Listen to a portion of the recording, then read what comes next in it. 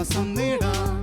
ഹൃത്തിനുള്ളിൽ ജീവൻ നൽകും വചനം, തിരുവചനം. Praise the Lord. ദൈവനാമത്തിന് മഹത്വമുണ്ടാകട്ടെ. ജീവിതത്തിൽ വിജയിക്കണമെന്ന് ആഗ്രഹിക്കുന്നവരാണ് നാം എല്ലാവരും. വിജയിക്കുവാൻ വേദപുസ്തകം നമ്മോട് ആവശ്യപ്പെടുന്നത് എന്താണ്? 1 യോഹന്നാൻ 5-ാം അധ്യായം വാക്യം 4. ലോകത്തിൻ്റെ മേലുള്ള വിജയം ഇതാണ് നമ്മുടെ വിശ്വാസം. ലോകത്തിൻ്റെ മേലുള്ള വിജയം ഇതാണ് നമ്മുടെ വിശ്വാസം. ഏതെങ്കിലുമൊക്കെ മേഖലയിൽ നാം വിജയിക്കണം എന്ന് ആഗ്രഹിക്കുന്നവരാണോ? കുടുംബ ബന്ധങ്ങളിൽ, ബിസിനസ്സിൽ, ജോലിയിൽ, ദൈവവിളിയിൽ ശോഭിക്കുവാൻ ആഗ്രഹിക്കുന്നവരാണ് നാമെങ്കിൽ വേദപുസ്തകം നമ്മോട് ആവശ്യപ്പെടുന്നത് എന്താണ്? ലോകത്തിൻ്റെ മേലുള്ള വിജയം ഇതാണ് നമ്മുടെ വിശ്വാസം. നീ വിശ്വാസിയാണോ? നീ പോകുന്ന ഇടങ്ങളിലെല്ലാം വിജയം വരിക്കുമെന്ന് ദൈവവചനം നമ്മോട് പറയുകയാണ്. പ്രിയപ്പെട്ടവരെ, നാം പലപ്പോഴും വിശ്വാസം മുറുകെ പിടിച്ചുകൊണ്ട് മുന്നോട്ട് പോയപ്പോഴൊക്കെ നമ്മുടെ ജീവിതം വിജയിച്ച ഒരുപാട് അനുഭവങ്ങൾ നമുക്കേവർക്കും പറയുവാനായിട്ട് സാധിക്കും. എന്താണ് വിശ്വാസം? ഹെബ്രയർ 11:1 പറയുന്നുണ്ട്, പ്രത്യാശിക്കുന്നവ ലഭിക്കും എന്ന ഉറപ്പും കാണപ്പെടാത്തവ ഉണ്ട് എന്ന ബോധ്യവുമാണ്. നാം പ്രതീക്ഷിക്കുന്നത് നമുക്ക് ലഭിക്കുമെന്ന ഉറപ്പ്. എത്ര പേർക്കുണ്ട് ഈ ഒരു ഉറപ്പ്? ദൈവത്തിൽ നിന്ന് പ്രതീക്ഷിക്കുന്നത് ലഭിക്കുമെന്നുള്ള ഉറപ്പും, പ്രത്യാശിക്കുന്നവ ലഭിക്കും എന്ന ഉറപ്പും, കാണപ്പെടാത്തവ ഉണ്ട് എന്ന ബോധ്യവുമാണ് വിശ്വാസം. ദൈവസന്നിധിയിൽ ഏതെങ്കിലും വിഷയവുമായി ബന്ധപ്പെട്ട് പ്രതീക്ഷയോടെ ഇരിക്കുന്ന ആരെങ്കിലും ഉണ്ടെങ്കിൽ വിശ്വാസികളുടെ പിതാവായ അബ്രഹാമിലേക്ക് നോക്കുക. അബ്രഹാം എന്ത് പ്രതീക്ഷിച്ചുവോ, അബ്രഹാം എന്ത് വിശ്വസിച്ചുവോ, അത് അവൻ്റെ ജീവിതത്തിൽ സംഭവിക്കുന്നത് നമുക്ക് കാണുവാനായിട്ട് സാധിക്കും. പ്രിയപ്പെട്ടവരെ, നാം വിശ്വസിക്കുന്നുണ്ടെങ്കിൽ നമ്മുടെ ജീവിതത്തിൽ നാം പ്രതീക്ഷിക്കുന്നതൊക്കെ ദൈവം നമുക്ക് നൽകുമെന്നുള്ള ഒരു ഉറപ്പ് നമ്മുടെ ജീവിതത്തിൽ ഉണ്ടാകണം. ദൈവവചനം നമ്മെ പഠിപ്പിക്കുന്നുണ്ട്. ഹെബ്രയർ 10-ാം അധ്യായത്തിൽ 38-ാമത്തെ വാക്യം, എൻ്റെ നീതിമാൻ വിശ്വാസം മൂലം ജീവിക്കും. നീതിമാൻ വിശ്വാസം മൂലം ജീവിക്കുമെന്ന് പറയുമ്പോൾ നമ്മൾ സാധാരണ ചിന്തിക്കാറുണ്ട്, സമ്പത്തില്ലാതെ എങ്ങനെയാണ് ജീവിക്കുന്നത്, ജോലിയില്ലാതെ എങ്ങനെയാണ് ജീവിക്കുന്നത്, വീടില്ലാതെ എങ്ങനെയാണ് മുന്നോട്ട് പോകുന്നത്. എന്നാൽ വേദപുസ്തകം നമ്മോട് പറയുന്നത് എന്താണ്? ഒരു വ്യക്തിക്ക് ജീവിക്കുവാൻ വിശ്വാസം മാത്രം മതി. കാരണം എന്താ? വിശ്വസിക്കുന്നവർക്ക് ദൈവം സമ്പത്ത് നൽകും, വിശ്വസിക്കുന്നവർക്ക് ദൈവം ജോലി നൽകും, വിശ്വസിക്കുന്നവരുടെ ജീവിതത്തിൽ ദൈവത്തിൻ്റെ വീര്യപ്രവർത്തികൾ സംഭവിക്കുന്നത് നമുക്ക് കാണുവാനായിട്ട് സാധിക്കും. അതുകൊണ്ടാണ് എഫെസസ് 2:8 പറയുന്നത്, വിശ്വാസം വഴി കൃപയാലാണ് നിങ്ങൾ രക്ഷിക്കപ്പെട്ടത്. വിശ്വസിക്കുന്നവർക്കാണ് ദൈവകൃപ സ്വീകരിക്കാൻ പറ്റുന്നത്. ചിലർക്ക് ദൈവകൃപ സൗഖ്യമായി അനുഭവപ്പെടുമ്പോൾ ചിലർക്ക് ദൈവകൃപ വിടുതലായിട്ട് അനുഭവപ്പെടും. എന്നാൽ സൗഖ്യമാണെങ്കിലും വിടുതലാണെങ്കിലും അത് സ്വന്തമാക്കണമെങ്കിൽ നമ്മുടെ ഉള്ളിൻ്റെ ഉള്ളിൽ വിശ്വാസം വേണം. യേശുവിനെ തൊട്ടിട്ടുള്ളവരുണ്ട്, യേശുവിൻ്റെ കൂടെ നടന്നിട്ടുള്ളവരുണ്ട്, യേശുവിൻ്റെ അടുത്തിരുന്നവരുണ്ട്. എന്നാൽ പ്രിയപ്പെട്ടവരെ, രക്തസ്രാവക്കാരി സ്ത്രീയിലേക്ക് നോക്കുക. അവൾ യേശുവിനെ പോലും തൊട്ടില്ല. അവള് യേശു ഉടുത്തിരിക്കുന്ന വസ്ത്രത്തിൻ്റെ വിളമ്പിലാണ് തൊട്ടത്. കാരണം എന്താ? 12 വർഷമായിട്ട് രക്തസ്രാവം മൂലം അവൾ കാണാത്ത വൈദ്യന്മാരില്ല, അവൾ പോകാത്ത ആതുരാലയങ്ങളില്ല, കഴിക്കാത്ത മരുന്നുകളില്ല. 12 വർഷമായിട്ട് രോഗപീഠ മൂലം വേദനിക്കുന്ന അവള് ഇങ്ങനെ ചിന്തിച്ചു, ഞാൻ യേശുവിൻ്റെ അടുത്തേക്ക് ചെല്ലും, അവൻ ഉടുത്തിരിക്കുന്ന വസ്ത്രത്തിൻ്റെ അറ്റത്ത് തൊടും, അപ്പോൾ ഞാൻ സൗഖ്യമുള്ളവളായി മാറും. ആ വിശ്വാസത്തിൻ്റെ ഉറപ്പുള്ള ഹൃദയത്തോടെ അവൾ യേശുവിൻ്റെ അടുത്തേക്ക് ചെന്ന് യേശുവിൻ്റെ വസ്ത്രത്തിൻ്റെ അറ്റത്ത് തൊട്ടപ്പോൾ യേശു ചോദിച്ചു, ആരാണ് എന്നെ തൊട്ടത്? ആരാണ് എന്നെ തൊട്ടത്? കാരണം എന്താ? അവനിൽ നിന്ന് ശക്തി പുറപ്പെട്ടിരുന്നു. എൻ്റെ പ്രിയപ്പെട്ടവരെ, തൊട്ടവർക്കെല്ലാം സൗഖ്യം കിട്ടിയില്ല, മുട്ടിയവർക്ക് സൗഖ്യം കിട്ടിയില്ല, അടുത്തിരുന്ന എല്ലാവർക്കും സൗഖ്യം കിട്ടിയില്ല. എന്നാൽ രക്തസ്രാവക്കാരി സ്ത്രീ അവൾ വിശ്വസിക്കുന്ന ഹൃദയത്തോടെ വസ്ത്രത്തിൻ്റെ അറ്റത്താണ് തൊട്ടതെങ്കിലും അവളിലേക്ക് സൗഖ്യം കടന്നു വരികയാണ്. അതുകൊണ്ട് യേശു അവളോട് പറഞ്ഞതെന്താ? മർക്കോസ് 5:34, മകളെ, നിന്റെ വിശ്വാസം നിന്നെ രക്ഷിച്ചിരിക്കുന്നു, സമാധാനത്തോടെ പോവുക. മകളെ, നിന്റെ വിശ്വാസം നിന്നെ രക്ഷിച്ചിരിക്കുന്നു. വിശ്വസിക്കുന്ന ഹൃദയത്തോടെ ഇരിക്കുന്ന ആരെങ്കിലും ദൈവവചനം കേൾക്കുന്നുണ്ടോ? നിന്റെ രോഗപീഠകൾ സൗഖ്യമാകും, നിന്റെ കടബാധ്യത മാറും, നിന്റെ ജീവിതത്തിലെ പ്രശ്നങ്ങളൊക്കെ യേശു പരിഹരിക്കുന്നത് നിനക്ക് കാണുവാനായിട്ട് സാധിക്കും. മത്തായി എഴുതിയ സുവിശേഷം 21-ാം അധ്യായത്തില് 22-ാമത്തെ വാക്യത്തിൽ പറയുന്നുണ്ട്, വിശ്വാസത്തോടെ പ്രാർത്ഥിക്കുന്നതെല്ലാം നിങ്ങൾക്ക് ലഭിക്കും. വിശ്വാസത്തോടെ പ്രാർത്ഥിക്കുന്നതെല്ലാം നിങ്ങൾക്ക് ലഭിക്കും. വിശ്വാസത്തോടെ ദൈവസന്നിധിയിൽ നാം കടന്നു ചെല്ലുമ്പോൾ, വിശ്വാസത്തോടെ നാം പ്രാർത്ഥിക്കുമ്പോൾ അതെല്ലാം ലഭിക്കുമെന്നുള്ളതാണ് ദൈവവചനത്തിൻ്റെ സാക്ഷ്യം. നാളുകൾക്ക് മുമ്പ് കഠിനമായ വരൾച്ചയുടെ കാലത്ത് വികാരിയച്ഛൻ്റെ നേതൃത്വത്തിൽ മഴയ്ക്ക് വേണ്ടി പ്രാർത്ഥിക്കുവാനായിട്ട് ഗ്രൗണ്ടിൽ ഒരു പ്രാർത്ഥനാ സമ്മേളനം നടക്കുകയാണ്. അവിടെയുള്ളവരെല്ലാവരും ആ ഉച്ചസമയത്ത് മഴ പെയ്യാൻ വേണ്ടി കരങ്ങൾ ഉയർത്തി പ്രാർത്ഥിക്കുമ്പോൾ ഇടിവെട്ടിക്കൊണ്ട് മഴ പെയ്യാൻ തുടങ്ങി.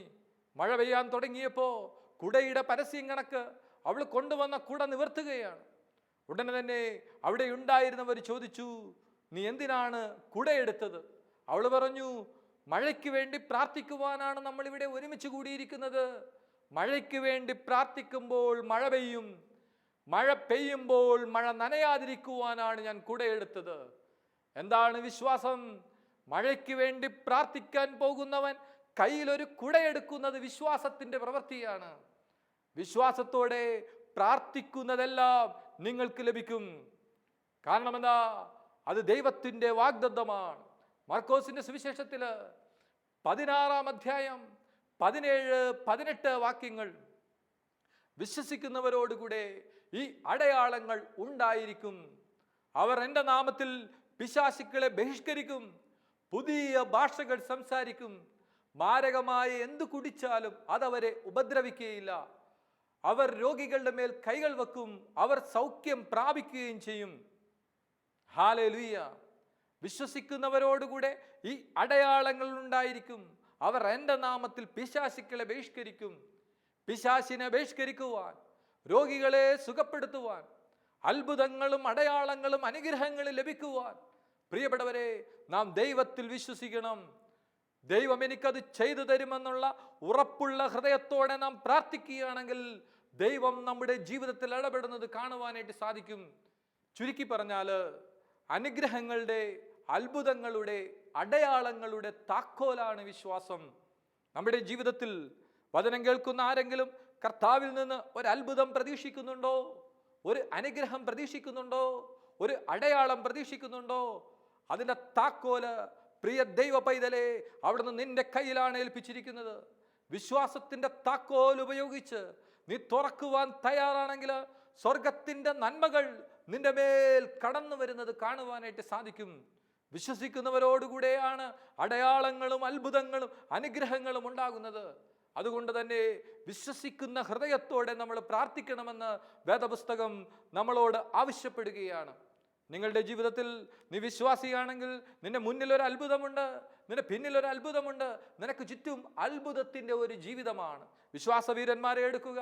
വേദപുസ്തകത്തിൻ്റെ താളുകളിൽ നമ്മൾ കണ്ടുമുട്ടുന്ന വിശ്വാസവീരന്മാരെല്ലാം അവർ വിശ്വസിച്ചപ്പോൾ സ്വർഗത്തിൻ്റെ കലവറ തുറന്ന് ദൈവം അവരുടെ മേൽ വലിയ അനുഗ്രഹങ്ങളുടെ കലവറ തുറന്നുവെങ്കിൽ നാം വിശ്വാസത്തോടെ പ്രാർത്ഥിക്കുമ്പോൾ ദൈവം പ്രവർത്തിക്കുന്നത് നമുക്ക് കാണുവാനായിട്ട് സാധിക്കും.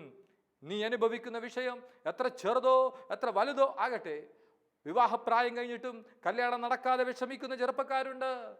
അനേക ഡോക്ടർമാരെ കാണിച്ചിട്ടും രോഗം മാറാതെ വിഷമിക്കുന്നവരുണ്ട്. വിവാഹം കഴിഞ്ഞ് വർഷങ്ങൾ കഴിഞ്ഞിട്ട് ഒരു കുഞ്ഞിക്കാല് കാണാതെ വിഷമിക്കുന്നവരുണ്ട്.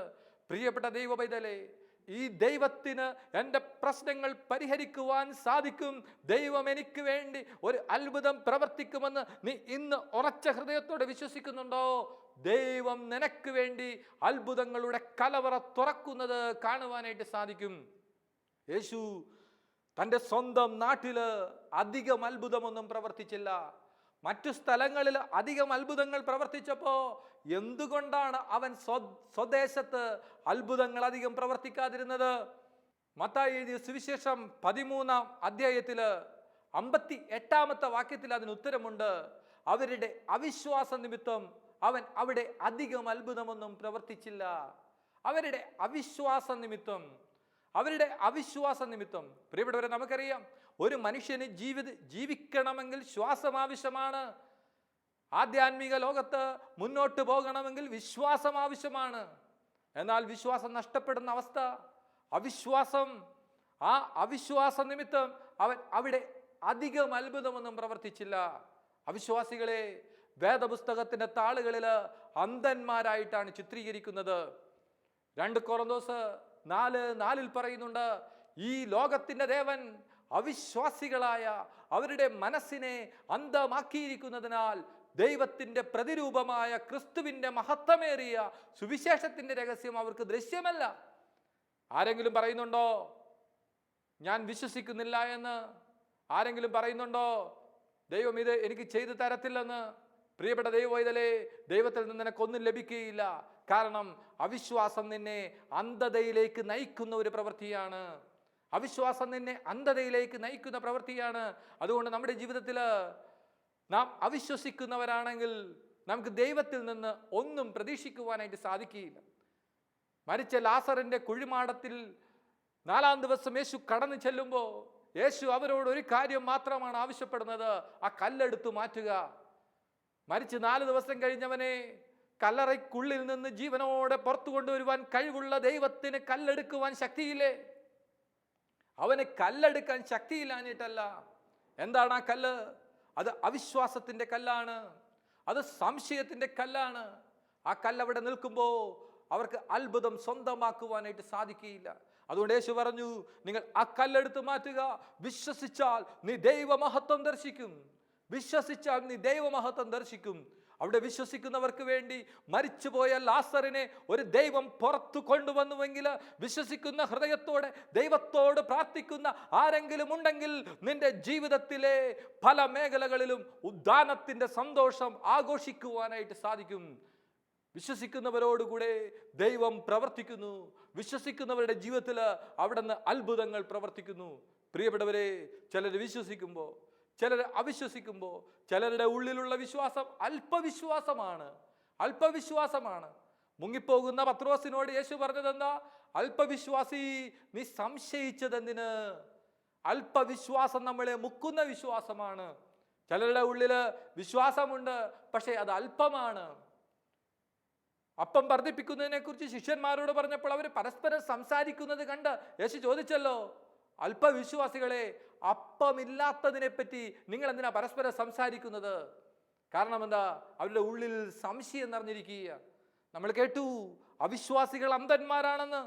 അപ്പോൾ അല്പവിശ്വാസികൾ സംശയാലുക്കളാണ്. അവരുടെ ഉള്ളിൽ എപ്പോഴും സംശയമായിരിക്കും. അവരുടെ ഉള്ളിൽ ഈ സംശയം ഉള്ളത് കൊണ്ട് തന്നെ ദൈവം പ്രവർത്തിക്കുന്നത് അവർക്ക് കാണുവാനായിട്ട് സാധിക്കുകയില്ല. ശിഷ്യന്മാർ ഒരിക്കല് അശുദ്ധാത്മാക്കളെ ബഹിഷ്കരിക്കാൻ ശ്രമിക്കുകയായിരുന്നു. അവര് ശ്രമിച്ചിട്ട് അശുദ്ധാത്മാവ് വിട്ടുപോയില്ല. അതിന്റെ കാരണം എന്താണെന്ന് ചോദിച്ചപ്പോൾ യേശു അവരോട് മറുപടി പറഞ്ഞു. മത്തായി 17:20 യേശു പറഞ്ഞു, നിങ്ങളുടെ അല്പവിശ്വാസം കൊണ്ട് തന്നെ, നിങ്ങളുടെ അല്പവിശ്വാസമാണ് അവരിൽ നിന്ന് അശുദ്ധാത്മാവ് വിട്ടുപോകാതിരുന്നത്. എന്നിട്ട് ഈശോ പറഞ്ഞത് എന്താ? സത്യമായി ഞാൻ നിങ്ങളോട് പറയുന്നു, നിങ്ങൾക്ക് കടുകുമണിയോളം വിശ്വാസമുണ്ടെങ്കിൽ ഈ മലയോട് പോയി ഇവിടെ നിന്ന് മാറി മറ്റൊരു സ്ഥലത്തേക്ക് പോവുക എന്ന് പറഞ്ഞാൽ അത് പോകും. കടുകുമണിയോളം വിശ്വാസം. എന്താണ് കടുകുമണി നൽകുന്ന നിർവചനം? പ്രിയപ്പെട്ടവരെ, കടുകുമണി നൽകുന്ന നിർവചനം എന്ന് പറയുന്നത്, ഒന്ന്, വിശ്വാസത്തിൽ ഉറപ്പുള്ളതായിരിക്കണം. കടുകുമണി കട്ടിയാണ്. ഇതേപോലെ ഉറച്ച വിശ്വാസത്തിനുടമയായി മാറണം. 2, കടുകുമണി വളരുന്ന ചെടിയാണ്. നീ വിശ്വാസത്തിൽ വളരണം. വിശ്വാസത്തോടെ നാം മുന്നോട്ട് പോവുകയാണെങ്കിൽ, വിശ്വാസത്തോടെ നാം പ്രാർത്ഥിക്കുകയാണെങ്കിൽ ദൈവം പ്രവർത്തിക്കും. ഒരിക്കല് വചനം കേട്ടുകൊണ്ടിരുന്ന ഒരു അമ്മച്ചി, ആ അമ്മച്ചി ഇങ്ങനെ ചിന്തിച്ചു. എന്താണ് അമ്മച്ചി ചിന്തിച്ചത്? അമ്മച്ചിയെ ആശ്വസിപ്പിച്ചു. വിശ്വാസത്തോടെ സിക്കമൂർ വൃക്ഷത്തോട് കടലിൽ ചെന്ന് വീഴാൻ പറഞ്ഞാൽ അത് കടലിൽ ചെന്ന് വീഴും. ആ അമ്മ അന്ന് രാത്രി മുഴുവൻ പ്രാർത്ഥിച്ചു, കർത്താവേ, എൻ്റെ നടുവേദനയ്ക്ക് കാരണം അയൽക്കാരുടെ മാവാണ്. കാരണം മാങ്ങ തിന്നുന്നത് അയൽക്കാരാണെങ്കിലും മുറ്റമടിച്ച് എൻ്റെ നടുവ് തകർന്നിരിക്കുക. അതുകൊണ്ട് അന്നത്തെ രാത്രി മുഴുവൻ അമ്മച്ചി പ്രാർത്ഥിച്ചത് എന്താ? ഈ മാവ് കടലിൽ ചെന്ന് പതിക്കട്ടെ, ഈ മാവ് കടലിൽ ചെന്ന് പതിക്കട്ടെ. നേരം വെളുത്തപ്പോ ആ അമ്മച്ചി ആ മാവ് പോയോ എന്നറിയാൻ വേണ്ടി ആ സ്ഥലത്തേക്ക് വരികയാണ്. അവിടെ വന്നപ്പോൾ കണ്ട കാഴ്ച എന്താ? മാവ് അവിടെ തന്നെ നിൽക്കുന്നു. അമ്മച്ചി പറഞ്ഞു, അല്ലെങ്കിൽ തന്നെ എനിക്കറിയാമായിരുന്നു ഈ മാവ് ഇവിടെ തന്നെ ഉണ്ടാകുമെന്ന്. ഇതാണ് പലരുടെയും വിശ്വാസം. സംശയത്തിന്റെ അനുഭവത്തിൽ നിന്ന്, അല്പവിശ്വാസത്തിന്റെ അനുഭവത്തിൽ നിന്ന് ലഭിക്കുകയില്ല എന്ന ഉറപ്പോടുകൂടി നാം ചോദിച്ചാൽ നമുക്ക് എങ്ങനെയാണ് ലഭിക്കുന്നത്? വേറെ ചില കൂട്ടരുണ്ട്, അവർ അന്ധവിശ്വാസികളാണ്. അവരുടെ വിശ്വാസം അന്ധമാണ്. അവര് അന്ധവിശ്വാസത്തിന്റെ വചനങ്ങളും വിശ്വസിച്ചുകൊണ്ട് മുന്നോട്ട് പോകുക, വലതുകാൽ വെച്ച് കയറുക, യാത്ര പുറപ്പെടുമ്പോൾ പിന്നിൽ നിന്ന് വിളിക്കരുത്, രണ്ടുപേരും കൂടി ഒരുമിച്ച് യാത്ര പുറപ്പെടരുത്, രാത്രിയിൽ ഈ യാത്ര ചോദിക്കരുത്, ആശാരി സ്ഥാനം കണ്ട സ്ഥലത്ത് വീട് വെച്ചില്ലെങ്കിൽ വീട്ടിൽ വസിക്കുന്നവർക്ക് കുഴപ്പമുണ്ടാകുമെന്ന് വിചാരിക്കുക, പൂച്ച വട്ടം ചാടിയാൽ അപകടമുണ്ടാകുമെന്ന് കരുതുക. അങ്ങനെ നിരവധിയായ അന്ധമായ വിശ്വാസങ്ങളുടെ ബന്ധനത്തിൽ കഴിയുന്നവരുണ്ട്. പ്രിയപ്പെട്ടവരെ, ആത്മശോധന ചെയ്യാം. അന്ധവിശ്വാസത്തിനുടമയാണോ ഞാൻ? അല്പവിശ്വാസിയാണോ ഞാൻ? അവിശ്വാസിയാണോ ഞാൻ? നമ്മൾ എങ്ങനെയുള്ള വിശ്വാസികളായി മാറണമെന്നാണ് ദൈവം ആഗ്രഹിക്കുന്നത്? നമ്മൾ വലിയ വിശ്വാസികളായി മാറണമെന്ന് ദൈവം ആഗ്രഹിക്കുകയാണ്. ശതാധിപൻ തൻ്റെ ഭൃത്യനെ സുഖപ്പെടുത്തുവാനായിട്ട് യേശുവിനോട് ആവശ്യപ്പെടുമ്പോൾ പറയുന്നുണ്ട്, നീ എൻ്റെ വീട്ടിൽ വരുവാനുള്ള യോഗ്യത എനിക്കില്ല, ഇവിടെ നിന്ന് ഒരു വാക്ക് പറഞ്ഞാൽ എൻ്റെ ഭൃത്യൻ സുഖപ്പെടും. യേശുവേ, നീ എൻ്റെ വീട്ടിലൊന്നും വരണ്ട, വരാനുള്ള യോഗ്യതയില്ല, ഒരു വാക്ക് പറഞ്ഞാൽ എൻ്റെ ഭൃത്യൻ സുഖപ്പെടും. യേശു പറഞ്ഞത് എന്താ? മത്തായി 8:10, സത്യമായി ഞാൻ നിങ്ങളോട് പറയുന്നു, ഇതുപോലെയുള്ള വിശ്വാസം ഇസ്രായേലിൽ ഒരുവനിൽ പോലും ഞാൻ കണ്ടിട്ടില്ല. ഇത് വലിയ വിശ്വാസമാണ്, വലിയ വിശ്വാസമാണ്. ഈശോയെ, നീ വരണ്ട, ഇവിടെ നിന്നൊരു വാക്ക് പറഞ്ഞാൽ എൻ്റെ ഭൃത്യൻ സുഖപ്പെടുമെന്നുള്ള വലിയ വിശ്വാസത്തിന് ഉടമയായതുകൊണ്ട് അവൻ പറഞ്ഞപ്പോൾ തന്നെ ആ ഭൃത്യൻ സുഖപ്പെടുന്ന അനുഭവം ഉണ്ടായി. എൻ്റെ പ്രിയപ്പെട്ടവരെ, നമ്മൾ വലിയ വിശ്വാസത്തിന് ഉടമകളായി മാറണം. കാനാൻകാരി സ്ത്രീ യേശുവിനോട് പറഞ്ഞല്ലോ, എൻ്റെ മകളെ സുഖപ്പെടുത്തണമേ. ഈശോ പറഞ്ഞു, മക്കളുടെ ഭക്ഷണം നായ്ക്കൾക്ക് കൊടുക്കുന്നത് ഉചിതമല്ല. അവൾ പറഞ്ഞു, നായ്ക്കളും മേശയുടെ താഴെ വീഴുന്നത് പെറുക്കി തിന്നുന്നില്ലേ? പ്രിയപ്പെട്ടവരെ, അവളുടെ വിശ്വാസം കണ്ട് യേശു അവളോട് പറഞ്ഞു, മത്തായി 15:28, സ്ത്രീയെ, നിന്റെ വിശ്വാസം വലുതാണ്, നീ ആഗ്രഹിക്കുന്നത് പോലെ നിന്റെ ജീവിതത്തിൽ സംഭവിക്കട്ടെ. പ്രിയപ്പെട്ടവരെ, വലിയ വിശ്വാസത്തിന് ഉടമകളായി മാറണം. നിങ്ങൾക്കൊരാവശ്യമുണ്ടെങ്കിൽ, നിങ്ങൾക്കൊരു വിഷയമുണ്ടെങ്കിൽ ദൈവം അത് പ്രവർത്തിക്കും, ദൈവം അത് പരിഹരിക്കുവാൻ സർവശക്തനാണെന്ന് നിങ്ങൾ വിശ്വസിക്കുന്ന ആ വലിയ വിശ്വാസത്തിന് ഉടമകളാണെങ്കിൽ ദൈവത്തിൻ്റെ വീര്യപ്രവർത്തികൾ, പ്രിയപ്പെട്ടവരെ, നമ്മുടെ ജീവിതത്തിൽ സംഭവിക്കുന്നത് നമുക്ക് കാണുവാനായിട്ട് സാധിക്കും. ഹെബ്രായർ 6-ാം 1-ാമത്തെ വാക്യത്തിൽ പറയുന്നുണ്ട്, ക്രിസ്തുവിൻ്റെ വചനത്തിൻ്റെ പ്രഥമ പാഠങ്ങൾ പിന്നിട്ട് നമുക്ക് പക്വതയിലേക്ക് വളരാം. പ്രിയപ്പെട്ടവരെ, പൗലോസ്ലീഹ പറയുന്നത് വിശ്വാസത്തിൽ നമ്മൾ വളരണമെന്നാണ്. വിശ്വാസത്തിൽ നമ്മൾ വളരണം. യൂദാസിന്റെ ലേഖനത്തിൽ 20-ാമത്തെ വാക്യത്തിൽ പറയുന്നുണ്ട്, നിങ്ങൾ പരിശുദ്ധാത്മാവിൽ പ്രാർത്ഥിച്ചുകൊണ്ട് നിങ്ങളുടെ പവിത്രമായ വിശ്വാസത്തിൽ അഭിവൃദ്ധി പ്രാപിക്കുവിൻ. പരിശുദ്ധാത്മാവാണ് നമ്മുടെ വിശ്വാസത്തിന് വർധനവ് നൽകുന്നത്. കൊളോസസുകാർക്ക് എഴുതിയ ലേഖനത്തിൽ 2-ാം അധ്യായത്തിൽ 6 മുതൽ 7 വരെയുള്ള വാക്യങ്ങളിൽ പറയുന്നുണ്ട്, നിങ്ങൾ നിങ്ങളുടെ വിശ്വാസത്തിൽ ദൃഢത പ്രാപിക്കുവിൻ. പ്രിയപ്പെട്ടവരെ, ദൃഢതയുള്ള, അഭിവൃദ്ധിയുള്ള, പക്വതയുള്ള ഒരു വിശ്വാസത്തിന് നമ്മൾ ഉടമകളായി മാറണം. അങ്ങനെ ഒരു വിശ്വാസം ദൈവത്തിൽ നിന്നാണ് ലഭിക്കുന്നതെങ്കിൽ ശിഷ്യന്മാർ പ്രാർത്ഥിച്ച അതേ പ്രാർത്ഥന നമ്മളും പ്രാർത്ഥിക്കണം. എന്നതാ ശിഷ്യന്മാർ പ്രാർത്ഥിച്ചത്? ലൂക്ക 17:5, അപ്പോൾ അപ്പോസ്തലന്മാർ കർത്താവിനോട് പറഞ്ഞു, ഞങ്ങളുടെ വിശ്വാസം വർദ്ധിപ്പിക്കണമേ, ഞങ്ങളുടെ വിശ്വാസം വർദ്ധിപ്പിക്കണമേ. പ്രിയപ്പെട്ടവരെ, അപ്പോസ്തലന്മാർ പ്രാർത്ഥിച്ചതുപോലെ വിശ്വാസം വർദ്ധിക്കുവാൻ വേണ്ടി ആരെങ്കിലും പ്രാർത്ഥിക്കുന്നുണ്ടെങ്കിൽ ദൈവം അവരുടെ വിശ്വാസത്തിൽ അഭിവൃദ്ധി നൽകുന്നത് നമുക്ക് കാണുവാനായിട്ട് സാധിക്കും.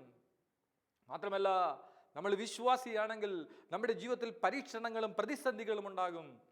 1 പത്രോസ് 1-ാം അധ്യായത്തിൽ 6-7 വാക്യങ്ങളിൽ പറയുന്നുണ്ട്, അല്പകാലത്തേക്ക് വിവിധ പരീക്ഷകൾ നിമിത്തം നിങ്ങൾക്ക് വ്യസനിക്കേണ്ടി വന്നാലും നിങ്ങൾ അതിൽ ആനന്ദിക്കുവിൻ. കാരണം അഗ്നിശോധനയെ അതിജീവിക്കുന്ന നശ്വരമായ സ്വർണത്തെക്കാൾ വിലയേറിയതായിരിക്കും പരീക്ഷകളെ അതിജീവിക്കുന്ന നിങ്ങളുടെ വിശ്വാസം. പ്രിയപ്പെട്ടവരെ, പരീക്ഷണങ്ങൾ ഉണ്ടാകാം, സഹനങ്ങൾ ഉണ്ടാകാം, വിശ്വാസം കെട്ടുപോകരുത്. നിന്റെ വിശ്വാസം വർദ്ധിക്കുന്നത് എപ്പോഴാ? നീ വിശ്വാസിയാണെന്ന് മനസ്സിലാവുന്നത് എപ്പോഴാ? ഒരു കുട്ടി പഠിച്ചിട്ടുണ്ടോ എന്ന് മനസ്സിലാകുന്നത് ടെസ്റ്റ് ഇടുമ്പോഴാണ്, പരീക്ഷ നടത്തുമ്പോഴാണ്. നീ വിശ്വാസിയാകുന്നത്, വിശ്വാസിയാണെന്ന് മനസ്സിലാവുന്നത് എപ്പോഴാ? പള്ളിയിലിരുന്ന് കരങ്ങൾ ഉയർത്തി ആരാധിക്കാൻ എളുപ്പമാ. എന്നാൽ ഭീകരര് മുന്നിൽ വന്നിട്ട് ക്രിസ്തു വിശ്വാസം ഉപേക്ഷിച്ചാൽ നിനക്ക് ജീവനോടെ പോകാമെന്ന് പറയുമ്പോൾ എത്ര വിശ്വാസികളുണ്ടെന്ന് അവിടെ മനസ്സിലാക്കാൻ പറ്റും. സഹനങ്ങള് നമ്മുടെ വിശ്വാസത്തെ ഉരച്ച് നോക്കുന്ന ടെസ്റ്റുകളാണ്, പരീക്ഷണങ്ങളാണ്. പ്രിയപ്പെട്ടവരെ, ഈ പരീക്ഷകൾ ഉണ്ടാകുമ്പോൾ, സഹനങ്ങൾ ഉണ്ടാകുമ്പോഴും നമ്മുടെ വിശ്വാസം ക്ഷയിക്കരുത്, വിശ്വാസം നഷ്ടപ്പെട്ടു പോകരുത്. ലൂക്ക എഴുതിയ സുവിശേഷം 22-ാം അധ്യായം 31-32 വാക്യങ്ങളിൽ യേശു പത്രോസിനോട് പറഞ്ഞു, ശിമയോൻ ശിമയോൻ, സാത്താൻ നിന്നെ ഗോതമ്പ് പാറ്റുന്നത് പോലെ പാറ്റാൻ ഉദ്യമിച്ചു. നിന്റെ വിശ്വാസം ക്ഷയിക്കാതിരിക്കുവാൻ ഞാൻ നിനക്ക് വേണ്ടി പ്രാർത്ഥിച്ചു. സാത്താൻ പാറ്റുമ്പോൾ നിന്റെ വിശ്വാസത്തിന് ക്ഷയം സംഭവിക്കും. ആ ക്ഷയം സംഭവിക്കാതിരിക്കാൻ ഞാൻ നിനക്ക് വേണ്ടി പ്രാർത്ഥിച്ചു. പ്രിയപ്പെട്ടവരെ, നാം പരസ്പരം പ്രാർത്ഥിക്കുമ്പോൾ വിശ്വാസം ക്ഷയിക്കാതിരിക്കാൻ വേണ്ടി പ്രാർത്ഥിക്കണം. ദിവസേന പള്ളിയിൽ പോകുന്ന, ദിവസേന പ്രാർത്ഥിക്കുന്ന, ദിവസേന ആരാധിക്കുന്ന എത്രയോ ചെറുപ്പക്കാരാണ് മാതാപിതാക്കന്മാരിൽ നിന്ന് അകന്ന് മറ്റ് സ്ഥലങ്ങളിൽ പഠനവുമായി ബന്ധപ്പെട്ട് പോകുമ്പോൾ പിന്നെ പള്ളിയില്ല, പ്രാർത്ഥനയില്ല, ദൈവാനുഭവമില്ല. കാരണം എന്താ? വിശ്വാസം ക്ഷയിച്ചു പോയി. വിശ്വാസം ക്ഷയിക്കാതിരിക്കുവാൻ നമ്മൾ പരസ്പരം പ്രാർത്ഥിക്കുന്നവരായി മാറണമെന്ന് ദൈവത്തിന്റെ പരിശുദ്ധാത്മാവ് നമ്മളെ ഓർമ്മിപ്പിക്കുകയാണ്. ഈ വിശ്വാസം നമുക്ക് എവിടെ നിന്നാണ് കിട്ടുന്നത്? റോമർക്ക് എഴുതിയ ലേഖനത്തില് 10:17 പറയുന്നുണ്ട്, വിശ്വാസം കേൾവിയിൽ നിന്നും, കേൾവി ക്രിസ്തുവിനെ പറ്റിയുള്ള പ്രസംഗത്തിൽ നിന്നുമാണ്. സുവിശേഷ പ്രസംഗം കേൾക്കാൻ കിട്ടുന്ന അവസരങ്ങൾ പ്രയോജനപ്പെടുത്തണം. ശാലോം TV-യിൽ വചനം തിരുവചനം എന്ന് പറയുന്ന ശുശ്രൂഷ, സുവിശേഷ പ്രഘോഷണങ്ങള്, അതിൻ്റെ സമയം അറിഞ്ഞ് നിരന്തരം നമ്മൾ കാണുന്നവരായി മാറണം. കാരണം എന്താ? വിശ്വാസം കേൾവിയിൽ നിന്നാണ് ഉണ്ടാകുന്നത്. വിശ്വാസം കേൾവിയിൽ നിന്നും, കേൾവി ക്രിസ്തുവിനെ പറ്റിയുള്ള പ്രസംഗത്തിൽ നിന്നുമാണ്. പ്രിയപ്പെട്ടവരെ, വിശുദ്ധ പൗലോസ് അപ്പോസ്തലൻ വിശ്വാസത്തെ പരിചയോടാണ് ഉപമിക്കുന്നത്. എഫേസസ് 6-ാം അധ്യായത്തില് വാക്യം 6, ദുഷ്ടന്റെ ജ്വലിക്കുന്ന കൂരമ്പുകളെ കെടുത്തുന്നതിന് നിങ്ങളെ ശക്തരാക്കുന്ന വിശ്വാസത്തിന്റെ പരിചയം എടുക്കുവിൻ. വചനം വാളാണെങ്കിൽ യുദ്ധത്തിന് പുറപ്പെടുമ്പോൾ വചനമെന്ന വാളും വിശ്വാസത്തിന്റെ പരിചയമുണ്ടെങ്കിൽ ഏത് ദുഷ്ടനെയും വിജയിക്കുവാനായിട്ട് നമുക്ക് സാധിക്കും. അതുകൊണ്ട് കർത്താവിനോട് പ്രാർത്ഥിക്കാം, കർത്താവേ, എൻ്റെ അവിശ്വാസം പരിഹരിച്ച് എൻ്റെ വിശ്വാസം വർദ്ധിപ്പിക്കണമേ. വിശുദ്ധ പൗലോസ് ഹെബ്രായർക്ക് എഴുതിയ ലേഖനത്തിൽ 10:23 പറയുന്നുണ്ട്, നിങ്ങളോട് വാഗ്ദാനം ചെയ്തിരിക്കുന്നവൻ വിശ്വസ്തനാകയാൽ നിങ്ങളുടെ പ്രത്യാശ ഏറ്റുപറയുന്നതിൽ നിങ്ങൾ സ്ഥിരതയുള്ളവരായിരിക്കുവിൻ. പ്രിയപ്പെട്ടവരെ, സ്വർഗം നമുക്ക് വേണ്ടി വേദപുസ്തകത്തിൽ നിരവധിയായ വാഗ്ദത്തങ്ങൾ സമ്മാനിച്ചിട്ടുണ്ട്. ആ വാഗ്ദത്തങ്ങൾ നമ്മുടെ ജീവിതത്തിൽ സംഭവിക്കുവാൻ നമ്മൾ നമ്മുടെ വിശ്വാസം ഏറ്റുപറയണം. കർത്താവിൻ്റെ രോഗം സുഖപ്പെടുത്തുമെന്ന്, കർത്താവിൻ്റെ ജീവിതത്തിലെ പ്രശ്നങ്ങൾ പരിഹരിക്കുമെന്ന് വിശ്വാസത്തിൻ്റെ വചനങ്ങൾ ഏറ്റുപറയുവാൻ തയ്യാറാണോ? ദൈവം പ്രവർത്തിക്കുന്നത് നമുക്ക് കാണുവാനായിട്ട് സാധിക്കും. അപ്പോസ്തലന്മാരോട് ചേർന്ന് നമുക്കും പ്രാർത്ഥിക്കാം, കർത്താവേ, ഞങ്ങളുടെ വിശ്വാസം വർദ്ധിപ്പിക്കണമേ.